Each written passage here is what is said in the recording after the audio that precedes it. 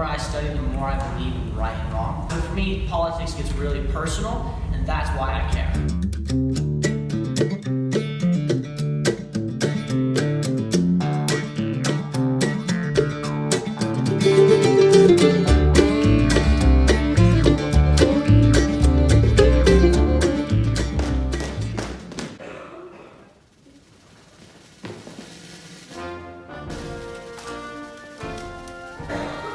To the republic for which it stands, one nation under God, indivisible, with liberty and justice for all. Whether that's in the role of a parent, a teacher, whatever role you might play in this great state of Utah, that you think about the things that you're going to walk away with today to influence the lives of our young people for good.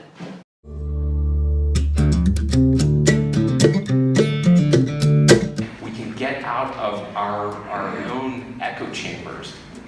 We can talk to people who disagree with us. We can learn from them.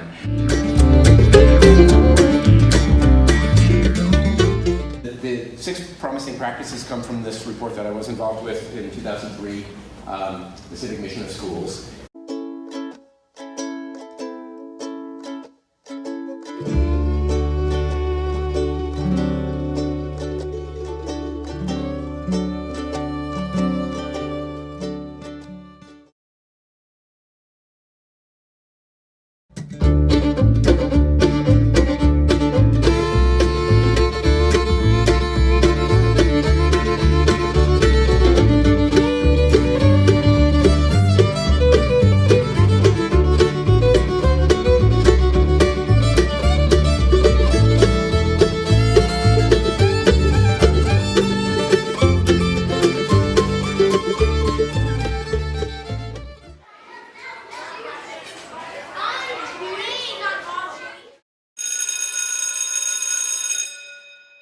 The discussions in history provide opportunities to make connections to current events.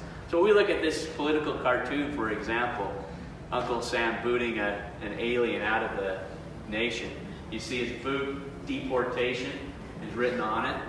The quicker and harder, the better, is the caption. You know, the stuff we're dealing with is not something new. And if we can look at the past and then tie it right in with current events, you know, this provides a real opportunity. Well, what is it? Mr. Franklin, a monarchy or a republic? And he replies to the woman asking after the Constitutional Convention. A republic, if you can keep it. We need people to deliberate current controversial issues, but you can't shy away from issues because they're controversial, because we are trying to teach kids to be in a democracy or a republic, and what you do as a citizen in a democracy or republic is you deal with controversial issues. A civics education can't be engaged in without discussions on civility. Our students are walking through controversy all their lives. It's just a matter of whether we as educators help them manage and understand controversy and different perspectives in a productive way.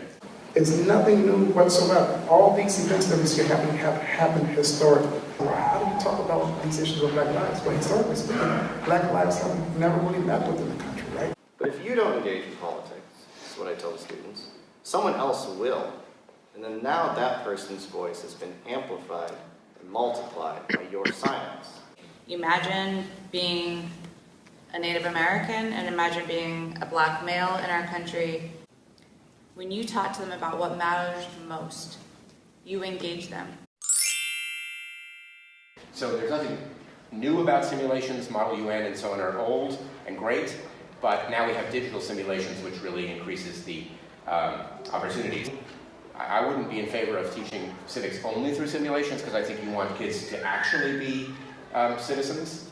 We focus on the law, its sources, the meaning of the law, and the consequences of breaking the law.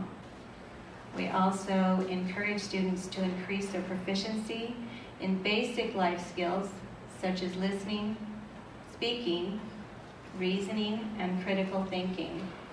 We want them to discover history by doing their own research, using primary sources, figuring out what they mean, and drawing their own conclusions.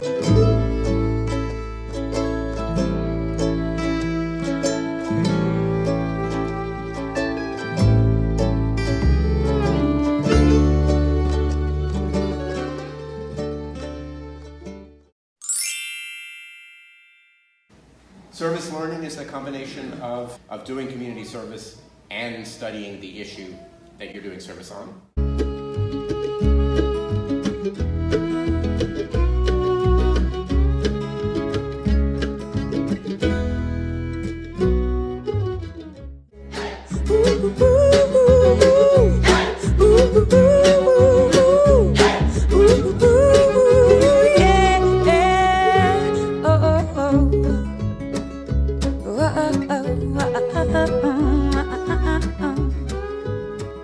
I think it's important to do service learning, but I want the service learning to be meaningful. Anyone can use the website to search for places to serve.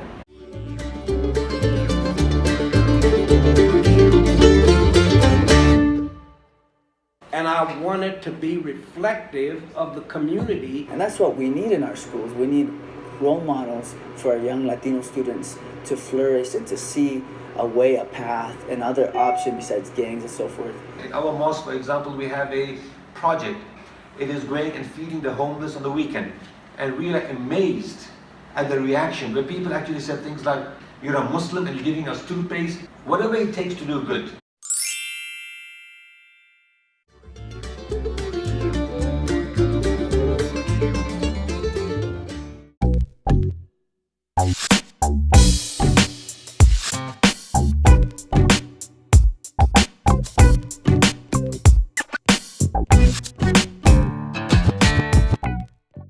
So in the kind of service learning project that was very traditional and excellent, where the kids chose a topic to work on, developed a service project, implemented it, and then reflected, that looks a lot like Action Civics. But Action Civics is trying to push a sprawling field of service learning into that kind of pedagogy, where kids actually choose a topic, do research on it, take action. The first really definitive moment that I remember where I really did something, I was like 12 years old and I read an article in my history class and it was about human trafficking, and I decided like, oh, this is something bad, and I didn't know about it before, and it talked about how cocoa beans are harvested through slave labor, and it made me upset, and I was like, well, I want to do something. One thing that's really important is to keep asking those questions. Kids need to have a sense that they can raise issues about the school in the school. I started reflecting on why I was even placed in ESL classes, and it was because of my last name. We're citizens first, whether it's of the nation, of the state, of the community where we live. At the very least, we're a citizen of our school, and that matters. I had all like my experiences from middle school to reflect on and try to start addressing. Use examples like Martin Luther King, all those great leaders. They were a single person. They had control of who they were, what they did, and it had rippling effects. What can they do in school? How can they help out? What's happening in school that can help them be better individuals and help those around themselves to be better individuals? Maybe not so much maybe civics, but maybe like your history classes don't really talk about their history, how their teachers don't really appreciate them. There's a big interface between social emotional learning and civics. My Story Matters is an organization designed to help people realize that within themselves they have a story and that their story really does matter. Everyone has a story to tell, and we seek to go out and find those whose stories aren't being told by anyone else, and we try to help give them a voice. To meet the demand that's coming, we have developed a curriculum so that you can teach this process in your classroom. Take, for example, the skill of working together in a diverse group where there's tension. That's a civic skill, and that's social emotional learning. They're listening with their heart, their soul. Talk about socio-emotional learning. They are listening.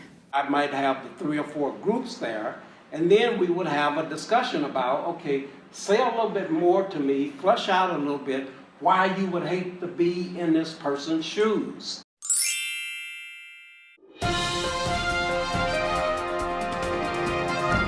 Students are facing, not by a little bit, but by many, many magnitudes, the largest and most complex information landscape in human history. It's not even close. Number 2, opportunities for news literacy learning, opportunities for news literacy instruction are everywhere if we learn to see.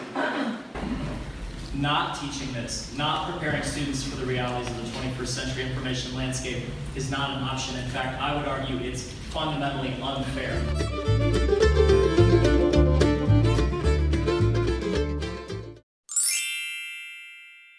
think about this day as yet another springboard for the kind of great work you're already doing and for the possible opportunities in the future.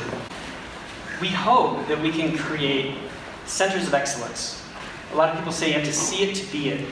And I think that goes certainly for our students, but also for us as educators to kind of see what's possible in terms of truly engaging the students in a passion that we all want them to share, which is a commitment to this civic life and civic preparation. Ooh, ooh, ooh, ooh, ooh.